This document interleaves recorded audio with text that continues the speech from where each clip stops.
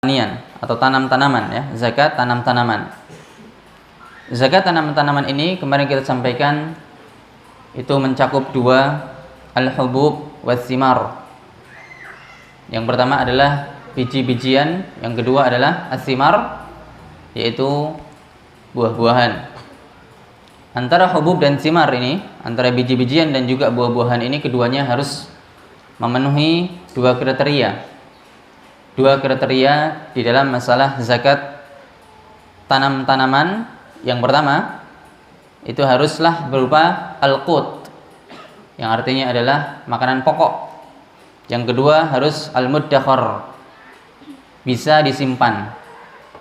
Maka buah dan juga biji-bijian yang memenuhi kriteria yang pertama adalah makanan pokok, yang kedua bisa disimpan dalam waktu lama, maka wajib untuk dizakati.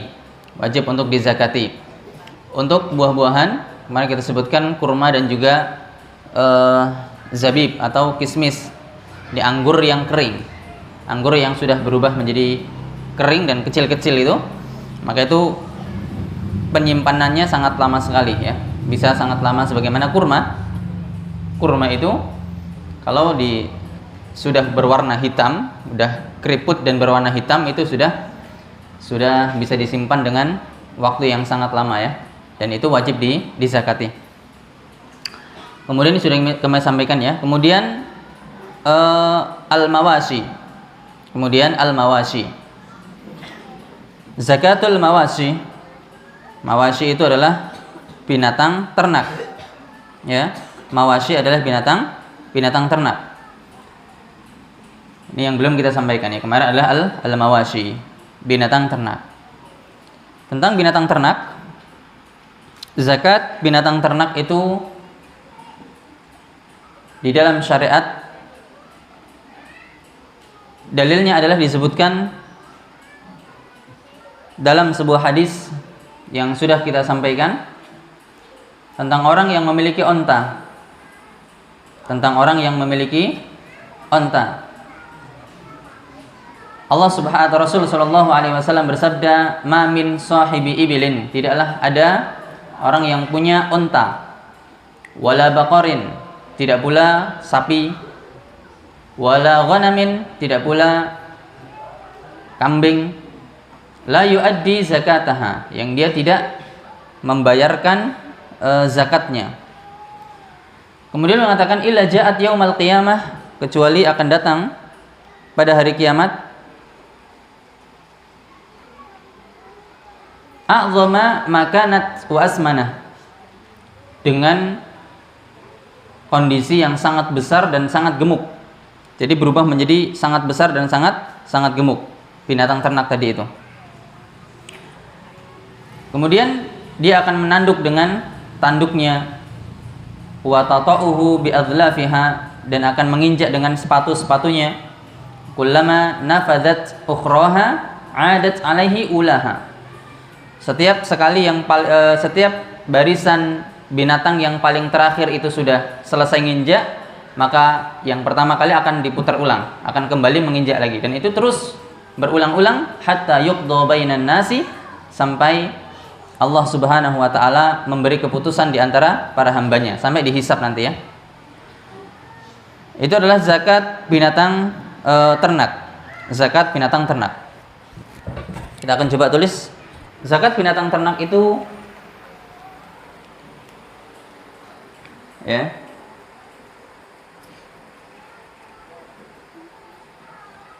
binatang ternak yang wajib dizakati itu hanya 3 turunannya. Yang pertama adalah onta, kemudian yang kedua adalah sapi,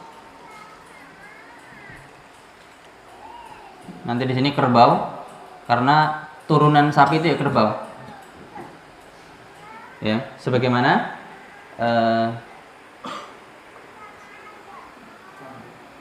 kemudian yang ketiga kambing. Yang ketiga adalah kambing. Ayam dulu nggak ada ayam kayaknya di Saudi ya. Nggak ada yang melihara ayam sehingga tidak masuk ya. Ikan, nggak ada yang melihara ikan karena tandus semua di sana. Sehingga yang dipelihara dan paling booming dulu adalah cuma 3 ini, onta, sapi dan juga kambing. Onta ini dengan berbagai macam jenisnya, ya, dengan berbagai macam jenisnya. Nanti yang punya punuk 1, punya punuk 2, begitu, atau nggak punya punuk, itu dizakati. Sapi juga demikian dengan berbagai jenisnya, ya, termasuk jenis sapi adalah kerbau. Kemudian misalnya sapi apa ya, metal, terus limosin dan seterusnya misalnya, itu masuk semua. Kambing juga demikian, kambing domba, kambing Jawa, PE dan seterusnya, bur. Makanya semua masuk pada zakat binatang ternak. Ada banyak syarat di sini, ada 4 kalau nggak salah, kalau nggak 4 ya 5. Cuman yang paling menonjol untuk kita perhatikan adalah bahwa syaratnya ternyata, dan ini yang kebanyakan orang Indonesia tidak masuk kepada zakat binatang ternak, ya. Syaratnya itu adalah, ya, harus digembalakan. Kebanyakan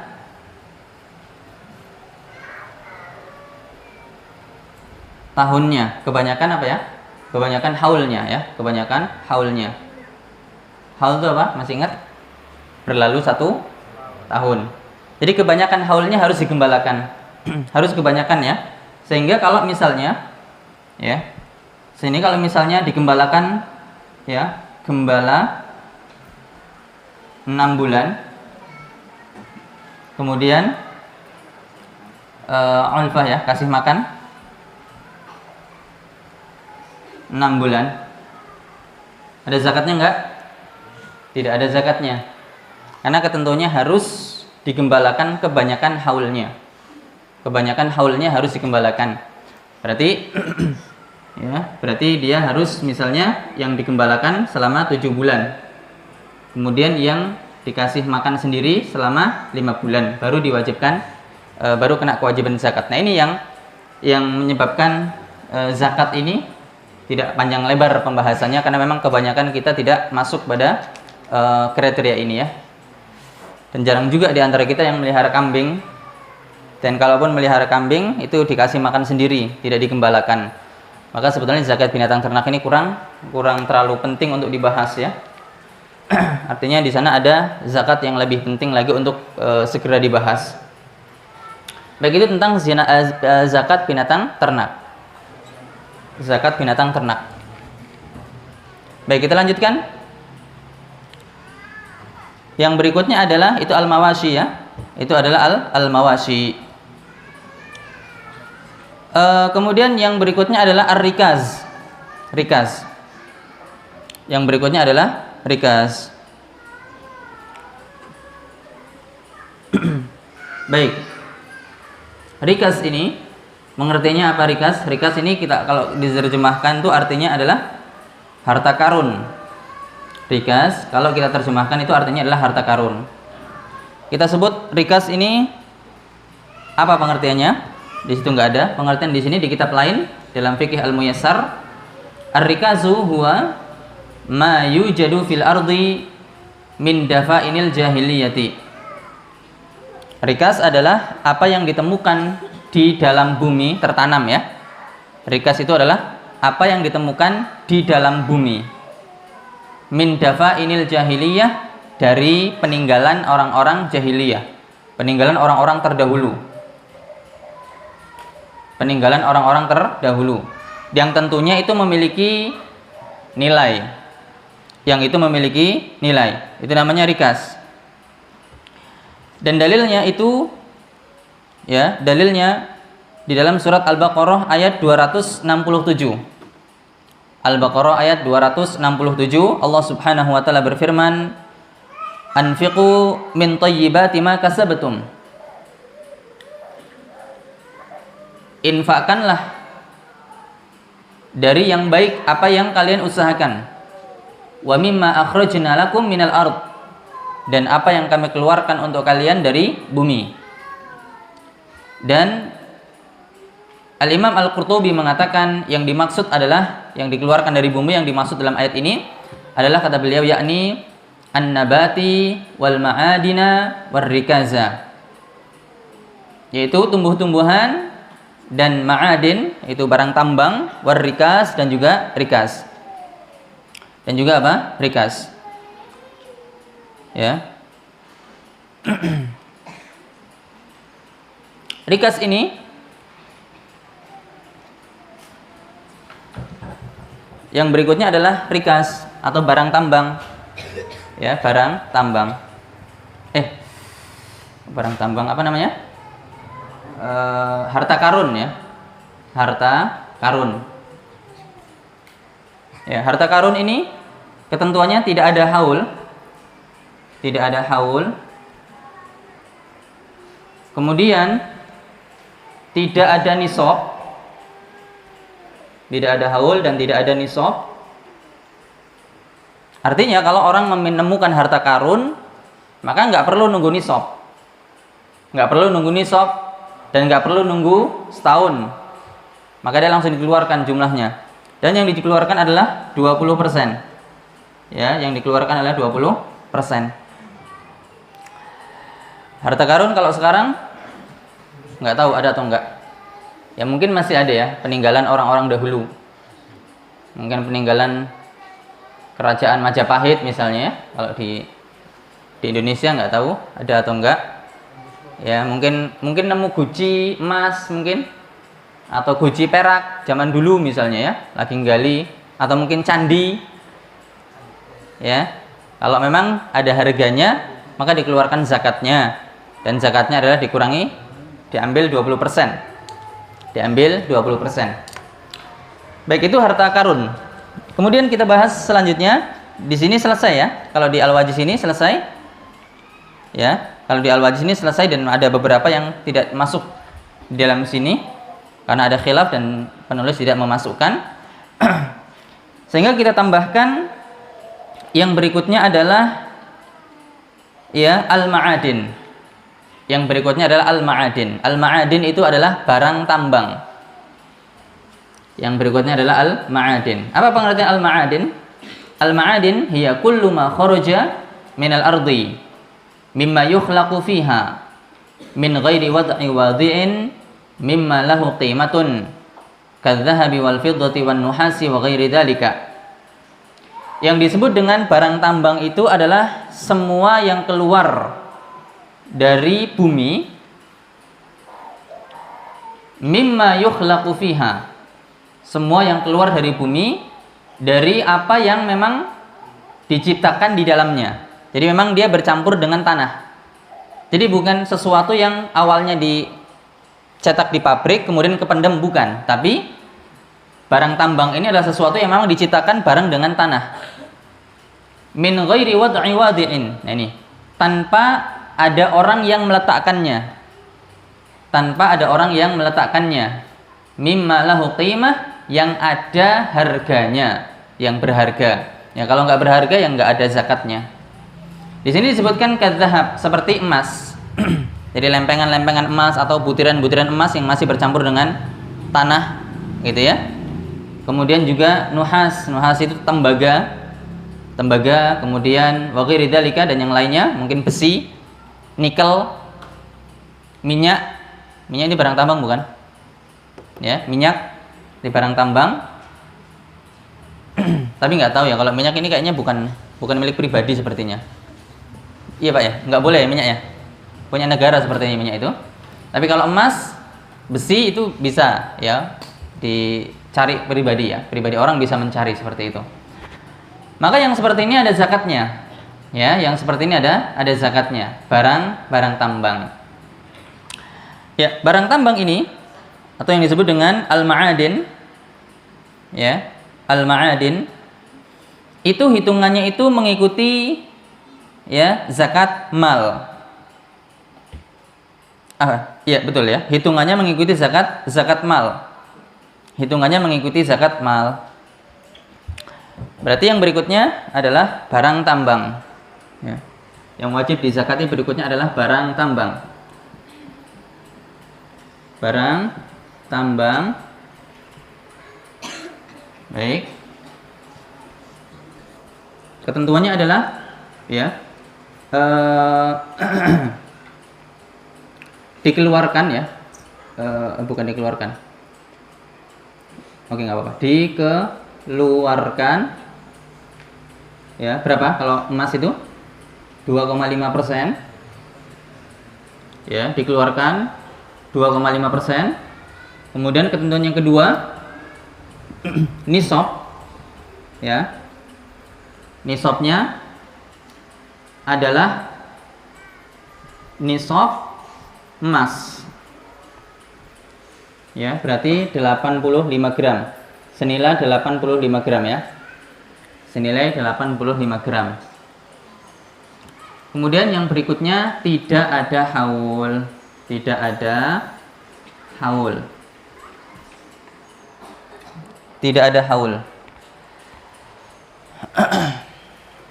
Artinya tidak menunggu setahun. Kapan dapat barang tambang maka dikeluarkan. Kapan mendapat barang tambang langsung dikeluarkan.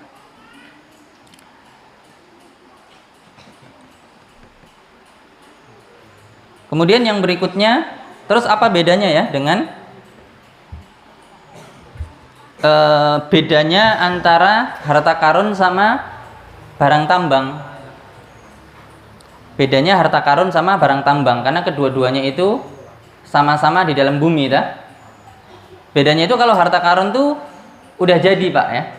Harta karun tuh udah jadi, udah berbentuk barang karena diciptakan manusia. Mungkin guci ya, dari perak misalnya atau dari manik-manik misalnya, itu dizakati. Ya. Jadi bentuknya sudah ada. Adapun kalau yang itu barang tambang itu barang mentah, Pak ya, barang mentah. Jadi masih bentuk butiran-butiran yang bercampur dengan tanah. Ya, butiran-butiran yang bercampur dengan tanah. Tembaga, kemudian besi, emas gitu ya. Dan yang lainnya. Jadi masih mentah. Itu bedanya. Terus bedanya lagi dengan luqathah apa? Luqathah itu barang temuan. Luqathah itu adalah barang temuan. Kalau luqathah itu sama-sama dengan barang jadi ya. Ini lebih kita bisa bedakan dengan harta karun sama luqathah bedanya apa? Kalau luqathah itu barang temuan, jadi nemu punya orang dan itu ada pemiliknya. Berbeda dengan harta karun nggak ada yang miliki. Kalau kita cari pemiliknya siapa nggak akan ketemu. Karena kan peninggalan orang-orang dulu dan udah nggak tahu siapa pemiliknya. Adapun kalau luqathah itu ada pemiliknya dan hukumnya harus diumumkan selama 1 tahun. Harus diumumkan selama 1 tahun. Dalam 1 tahun tidak ada yang mengakui maka menjadi hak milik. Tapi dengan catatan suatu ketika kalau pemiliknya datang kita harus juga kembalikan. Jadi kita boleh memanfaatkan setelah 1 tahun itu dengan catatan tetap kalau ada yang mencari dan ciri-cirinya bisa disebutkan, jadi tetap nanti ada ciri-cirinya. Apa ciri-cirinya? Kalau uang berapa uangnya? Kalau emas bentuknya apa, beratnya berapa, misal seperti itu. Kalau misalnya nggak bisa nyebutin maka jangan dikasihkan. Kecuali ada, ini saya punya misalnya kartunya atau kertasnya, kwitansi untuk emasnya ya, misalnya seperti itu, surat ya. Itu kalau luqathah ya. Nah kalau harta karun nggak perlu diumumkan. Kalau harta karun mah ketemu mah langsung menjadi hak milik. Nah, kecuali nanti ada banyak beda pendapat ya. Bagaimana kalau nemunya di jalan? Bagaimana nanti kalau nemunya di tanah orang lain? Ya.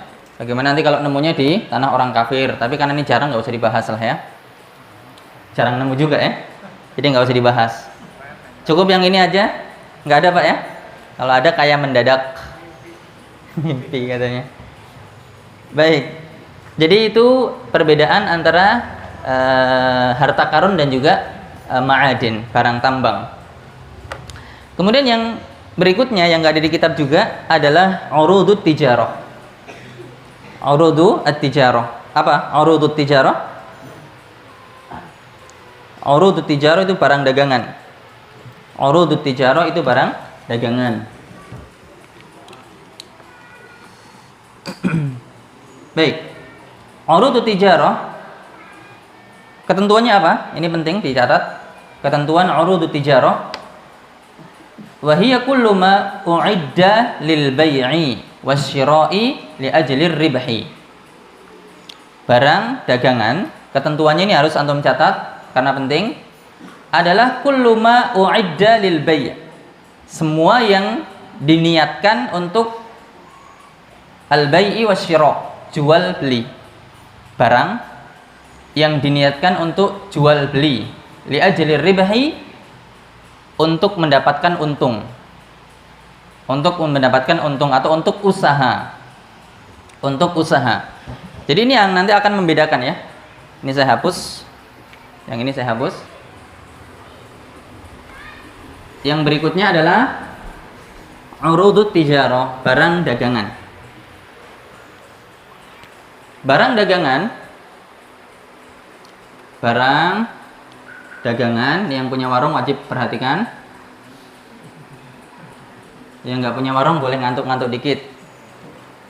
Barang dagangan, ketentuannya adalah, tolong bacakan, Ustaz. Apa tadi ketentuannya? Kullu ma u'idda lil bai'i wasyira' ya. Barang yang diniatkan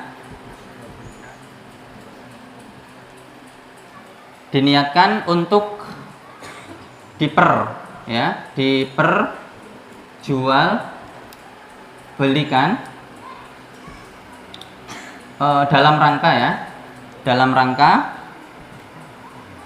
dalam rangka mendapat untung, atau bisa juga lah untuk usaha ya, dalam rangka untuk usaha, takasub ya, lit takasub, untuk usaha, bisa juga sama. Sehingga ketentuannya ini sangat bergantung dengan niat. Jadi kita beli barang tersebut, niatnya apa? Kalau kita niatkan untuk takasub, untuk usaha, maka wajib dikeluarkan zakatnya. Berarti nanti ini ya ikut seperti zakat emas dan perak ya. Nisabnya berapa? 85 gram. Ini belum kita konversi ya, 85 gram. Emas, nisabnya 85 gram emas. Kemudian juga dia harus haul ya, haul 1 tahun. Baik. Nanti ini penjabarannya ada sendiri ya. Baik. Jadi berkaitan erat dengan niat. Yang paling penting yang harus kita catat adalah niat. Niat pengadaan. Ya, pengadaan barang. Niat pengadaan barang. Tujuannya untuk apa? Niat pengadaan barang tujuannya untuk apa? Kalau tujuannya adalah lit takassub atau liribhi, untuk mencari untung, untuk usaha, maka itu dinamakan dengan barang dagangan. Contoh yang bukan barang dagangan, yang niatnya bukan lit takassub, untuk misalnya beli tanah untuk investasi. Beli tanah untuk investasi. Nggo duwe, nggo tabungan. Ya, nggo tabungan. Nanti mbok-mbokan butuh dijual. Ini tahu kita ya. Kita beli tanah ini tujuannya bukan untuk dipakai. Ditandur yang enggak, dibangun rumah yang enggak, ya, disewakan yang enggak. Karena nanti kalau disewakan ada zakatnya juga. Itu masuk urudut tijarah nanti. Ada sendiri pembahasannya, masih jauh ya. Jadi jual belikan yang tidak, kemudian dibangun rumah yang enggak, kemudian diapa-apakan yang enggak, kosong momplong, ya. Tidak ditanamin juga. Lah untuk apa? Nggo duwe, nggo tabungan. Suatu saat kalau butuh maka dijual. Ini tidak ada zakatnya. Dan juga misalnya ada kasus ya, kejadian di mana orang menjual tanah properti ya. Ya, properti ya, misalnya properti rumah. Ini sudah, atau jangan rumah ya, yang paling misalnya tanah ya, karena tanahnya dekat kuburan misalnya ya. Dan kuburannya juga agak-agak angker, banyak pohon bambunya, pring-pringan, das-dasan itu, maka lama sekali lakunya. Modalnya udah terlanjur besar, orang minatnya kalau mau murah silahkan tak beli, nah, kalau enggak ya enggak mau lah, dekat kuburan misalnya. maka tanah dekat kuburan itu agak murah biasanya, walaupun nggak semua. Maka yang seperti ini bertahun-tahun nggak laku-laku, wajib keluarkan zakatnya per tahun dia. Karena niat awalnya itu adalah untuk diperjualbelikan. Kecuali mungkin nanti karena nggak laku-laku adalah saya berubah niat menjadi milik pribadi, nggak usah dijual belikan, milik pribadi tanamin, maka otomatis akan berubah. Ya, berubah itu bukan menjadi barang dagangan. Tentunya dengan didukung dengan kondisi ya. Ya, tentunya didukung dengan kondisi. Kalau memang dia kerjaannya masih properti tanah, yo maka tetap tanah. Jadi jangan dia berubah niat dalam rangka nggak mau dizakati, begitu maksud saya. Dia rubah niatnya karena nggak mau dizakati, karena nggak laku-laku, nggak boleh. Kamu loh ibaratnya bisnis properti otomatis punya duit banyak, ya, punya uang banyak, kemudian nggak mau apa? Menzakati, diberubah niatnya. Kalau kamu memang ini barang bukan niat untuk dagang lagi, ya sudah, kamu jangan bisnis properti tanah kalau kayak gitu. Jual gorengan. Ya, baru itu kondisi menunjukkan bahwasannya kamu tidak memanipulasi, ya. Kamu tidak memanipulasi. Tidak seperti orang-orang Yahudi. Kalau kita bicara orang-orang Yahudi itu pintar-pintar, Pak ya. Orang Yahudi itu pintar-pintar. Jadi dia dilarang untuk mengambil ikan di hari Sabtu, dan memang ujiannya berat orang Yahudi ini. Ya, ujiannya berat orang Yahudi ini. Dia dilarang untuk ngambil ikan di hari Sabtu, taat dia. Maka dia bikin lubang di pantai itu, bikin lubang. Kemudian hari Jumat bikin lubang, ya. Kemudian dia pulang. Hari Sabtu ikan pada ke pinggir, kemudian masuk lubang tersebut, ya. Kemudian air laut surut, dia nggak bisa balik lagi ke tengah laut. Terjebak di lubang yang dibuat oleh orang-orang Yahudi. Hari hari Minggu, ya hari Ahadnya, mereka datang dan ngambil panen ikan banyak mereka. Karena memang Allah Azza wa Jalla memberikan cobaan di hari Sabtu, ikan tuh pada kemambang, pada ke pinggir semua. Jadi orang Yahudi tinggal nyerok aja itu ya. Tapi diberi cobaan, ditahan, nggak boleh. Tapi karena orang Yahudi cerdas, maka dia mengakali seperti itu, diakali seperti itu. Maka Allah murka, orang-orang yang seperti itu dirubah menjadi babi dan kera. Dirubah menjadi babi dan monyet, menjadi babi dan kera. Teman-temannya datang, lah kok kamu jadi monyet? Iya. Kalau ditanya, debat sama antum misalnya, orang Yahudi, ya, lah kok kamu melanggar perintah Allah, nggak boleh nyari ikan kok? Dia jawab, melanggar di mana? Allah larang kita nyari ikan hari Sabtu toh?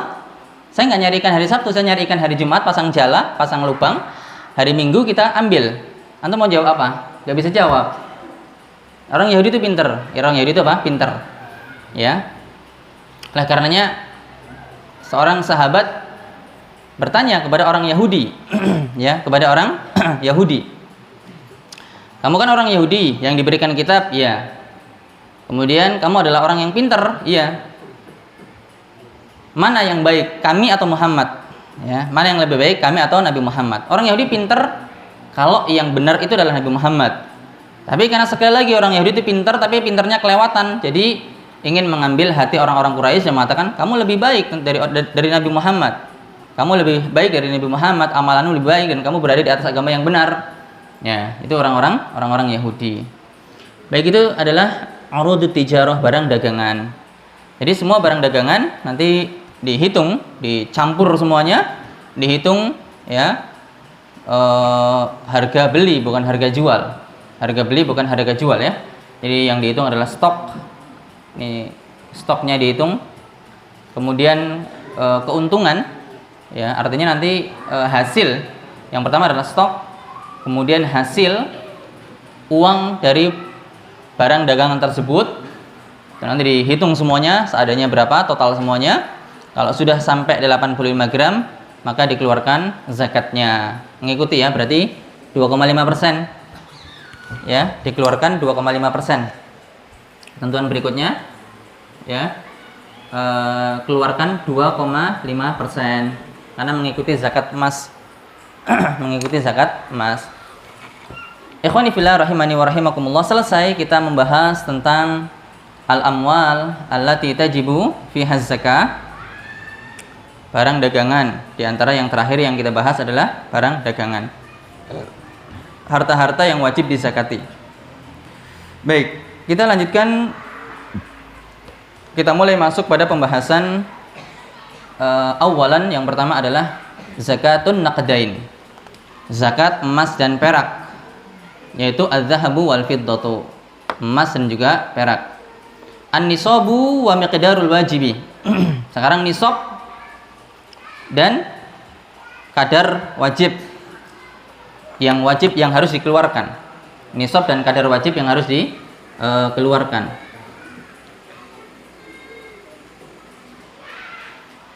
Nisabuz zahabi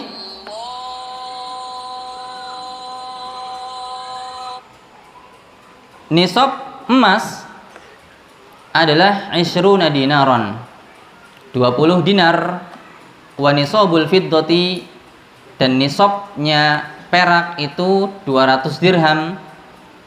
Wa fihima rub'ul usyri, dan yang wajib dikeluarkan itu adalah rub'ul usyri. Rub'ul usyri itu 1/40, 1/40. Kalau kita konversi 1/40 itu sama dengan, yang benar 1/40 apa 1/40 sih? 2,5%. Kalau kita konversi 1/40 itu ketemunya adalah 2,5%. Jadi zakat yang harus dikeluarkan pada emas dan perak itu adalah 2,5% atau 1/40. 1/40. Ini pembahasan tentang zakat emas ini panjang ya kawan. Panjang. Ini mungkin perlu 2 pertemuan untuk khusus zakat emas dan perak, karena mengingat ini adalah zakat yang menurut saya paling penting untuk dibahas, karena nanti dengan emas dan perak ini kita akan banyak ikut dengan perhitungan emas dan perak ini, termasuk nanti barang dagangan, termasuk uang yang kita miliki, ya, bahkan nanti ya banyak yang ikut zakat atau nisab emas dan perak. Kemudian kadar yang dikeluarkan juga mengikuti emas dan perak. Jadi butuh pembahasan yang panjang. Namun nggak apa-apa, kita baca dulu hadisnya ini terakhir ya sebelum kita akhiri. An Ali bin Abi Thalib, dari Ali bin Abi Thalib, an Nabi sallallahu alaihi wasallam, dari Nabi sallallahu alaihi wasallam, beliau mengatakan, idza kanat laka mi'ata dirhamin, apabila kamu memiliki 200 dirham, wahala 'alaihal haulu, dan telah berlalu 1 haul, fafiha khamsatu darahima, maka zakatnya itu 5 dirham. Jadi kalau sudah dihitung, dalam hadis ini kan disebutkan, kalau kamu punya 200 dirham dan sudah lewat 1 haul, maka zakat yang dikeluarkan adalah 5 dirham. 5 dirham itu adalah 2,5% dari 200 dirham. Jadi 2,5%-nya 200 dirham itu adalah 5 dirham. Oleh karenanya kita beribadah kepada Allah usahakan dengan dalil, Pak ya. Apa ibadah yang kita lakukan itu dibangun di atas dalil. Kamu dari mana zakat emas kok 2,5%? Afan, zakat perak 2,5%? Maka kita sebutkan ada dalil. Ya, dari Ali, yang diriwayatkan oleh Ali bin Abi Thalib, bahwa Nabi mengatakan, kalau kamu punya 200 dirham,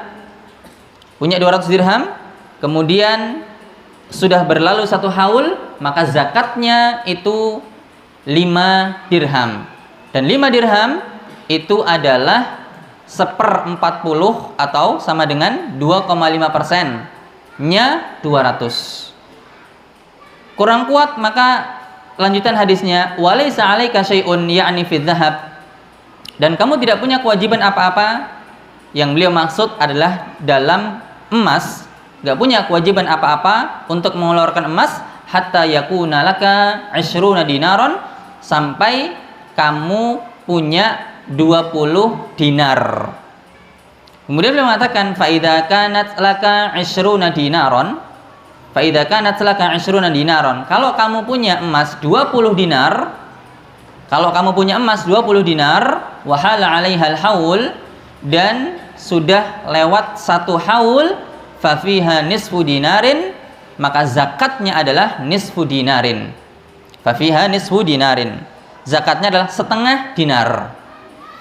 Setengah dinar itu adalah 2,5%-nya 20 dinar. Setengah dinar itu adalah 2,5% dari 20 dinar. Maka kita keluarkan zakat kita, emas atau perak atau uang kita yang kita miliki atau perhiasan kita, 2,5% itu ada dalilnya. Jadi bukan angka ngarang ya, tapi memang langsung Rasul Shallallahu Alaihi Wasallam yang tentukan hal tersebut. Kemudian terakhir bicara tentang masalah zakat emas dan perak, perbandingan antara emas dan perak. Dulu itu perbandingannya 1 dinar itu sama dengan 10 dirham. Karena nanti ulama beda pendapat, kalau kamu punya uang nanti nisabnya ikut ke emas atau ke perak. Kalau kamu punya uang itu ikut ke emas atau ke perak. Fatwa Lajnah Daimah mengatakan bahwa ikut yang paling kecil, dengan alasan itu yang paling bermanfaat untuk fakir miskin. Adapun ulama-ulama kontemporer yang ulama-ulama akhir-akhir ini yang mereka mengurusi tentang masalah atau membahas tentang masalah nawaziluz zakah, zakat-zakat yang kontemporer, itu mereka mengatakan bahwa ikut yang nilainya stabil. Dalam hal ini adalah emas. Dulu Rasulullah SAW menyamakan antara 20 dinar dengan 200 dirham. Berarti satu dinar itu sama dengan 10 dirham. Dulu 1 dinar itu bisa dapat 1 kambing. Sebagaimana 20 dirham bisa dapat sebagaimana 10 dirham bisa dapat 1 kambing. 1 dinar bisa dapat 1 kambing. 10 dirham bisa dapat 1 kambing. Tapi sekarang udah nggak berlaku itu. Ya, karena mungkin dulu karena pembuatan perak itu besar-besaran, sehingga menjadikan harga perak itu nggak stabil ya, cenderung turun. Harga perak itu cenderung turun. Adapun emas memang langka, sehingga emas ini cenderung stabil dan bahkan naik terus. Dan selisihnya sangat jauh sekali, ikhwan. Dulu dan sekarang itu selisihnya sangat jauh sekali. Nilainya itu sudah nggak bisa dibandingkan. Sehingga memang kita harus tentukan zakat uang itu harus ikut ke emas ataupun ke perak. Dan itu kita akan bahas lengkapnya insya Allah pada pertemuan yang akan datang. Biidnillahi ta'ala. Baik, sebelum kita adzan, ada mau tanyakan? 1 atau 2 pertanyaan kita persilahkan. Karena ini nggak mungkin kita bahas sekarang ya, karena nanggung. Jadi insya Allah besok kita selesaikan untuk tahap pertama zakat emas dan juga perak.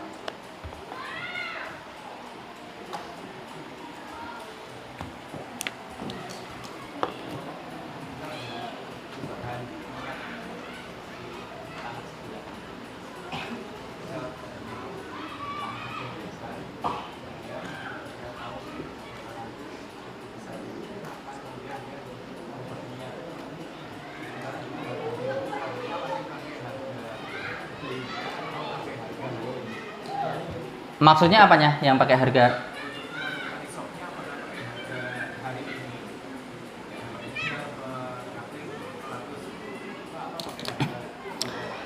Baik. Jadi kalau ditanya ini tanah belakang ini ya,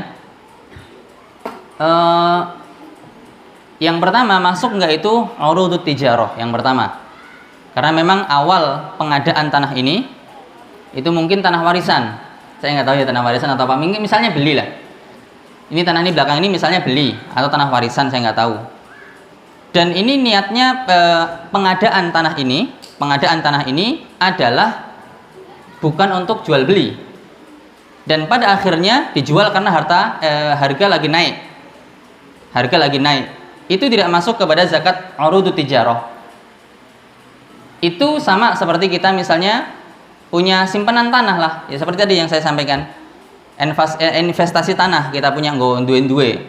Suatu saat ya, entah kapan harga naik atau entah kapan kita butuh, kita jual. Jadi niat pengadaannya bukan untuk takasub, begitu. Niat pengadaannya bukan untuk takasub, sehingga itu tidak masuk zakat urudut tijarah. Adapun kalau kita tanya nanti dikeluarkannya itu pakai harga kapan ya? Harga beli atau harga beli atau harga sekarang? Dulu harga beli atau harga sekarang? Dikeluarkan dengan harga sekarang, karena tadi saya sampaikan bahwa urudut tijarah itu penghitungannya ikut dengan seperti emas dan perak. Emas dan perak itu adalah dikeluarkan dengan harga sekarang. Harga sekarang ya, harga sekarang, tapi harga beli ya, bukan harga jual. Karena kalau harga jual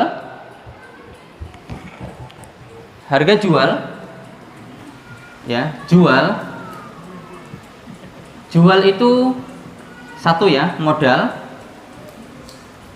plus apa? Untung. Jual itu modal plus untung. Pertanyaannya, ini tanah kan masih punya dia, masih tahap belum laku. Masa iya untungnya belum dapat disuruh ngitung? Nah, kan gitu. Makanya untuk penjualannya, untuk zakatnya, maka yang dihitung hanya harga modal saja, bukan harga jual. Harga modal 100 juta, harga jual misalnya 50 juta. Maka yang dihitung hanya 100 juta. Yang dihitung hanya 100 juta. Kecuali ini sudah laku. Ya, modal misalnya 100 juta. Modal 100 juta. Kemudian dijual laku 150 juta. Dijual laku 150 juta. Nah, ini maka dikeluarkan 150 juta. Ini uang ini 150 juta nanti ditambah dengan tanah properti lain yang dia punya semuanya. Adapun yang masih bentuknya tanah, maka untungnya di-X dulu, nggak dihitung karena dia belum dia dapatkan. Adapun yang sudah didapatkan realnya yang dia punya adalah misalnya udah laku total menjadi 150 juta, ini dihitung plus tanah-tanah yang lain yang belum laku, dan tanah-tanah yang lain yang belum laku dihitung hanya modalnya saja. Yang ini sudah dihitung sama untungnya. Barangkali itu ikhwan, ada kurang dalam ihnya kami mohon maaf. Kita akhiri dan kafaratul majelis. Subhanakallahumma bihamdika asyhadu an la ilaha illa anta astaghfiruka wa atubu ilaik. Assalamualaikum warahmatullahi wabarakatuh.